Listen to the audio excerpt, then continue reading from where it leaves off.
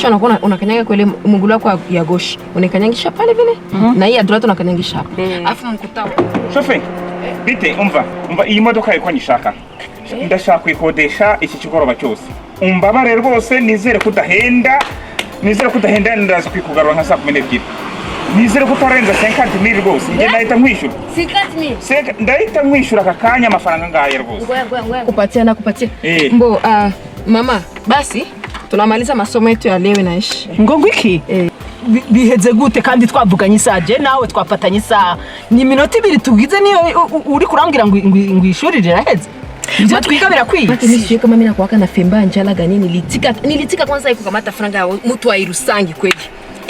mnye watu Irusangi mkwaki mnakuwa kichwa mai na hata kufundisha hapa hautaweza hata kitu hautapata hata kitu kimoja hizi ni kuchokea bure tu ni kwamba nishakwambia sasa toka ifo mnachokipenda mwingine client aina wewe magambo ari kubwira umuntu umusesereza umuzizi inkomoko urumva ibyo bintu koko byakakwiriye koko reka njye gushaka indi kuko ndabona ugifite ibibazo byinshi byo gukemura hapana oya reka hapana kuna shida ngoja nikupatie mama atoka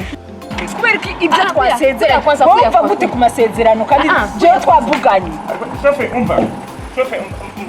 mbabwira imodoka yawe reka nyereka sibyo umuntu ufite ivangura rimeze gutya ntabwo nshobora gutwarana nabo sibyo umana n'uwo mudamu mwigishe kuko mufite amasezerano mwagiranye sana ndotoka kubeba ndafika mnarujana mfundisha tena bien atabiweza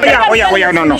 nanje sinkikwizeye ntibikunda nanje tubandanye kwiga umve ndarondera umuntu anyigisha cyangwa niyigishe mugabo nawe urondera umuntu akwigisha kubaha no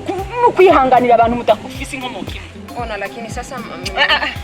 usimuniseme sasa mnena nyewe wote mimi nakosa na kadogo keniko na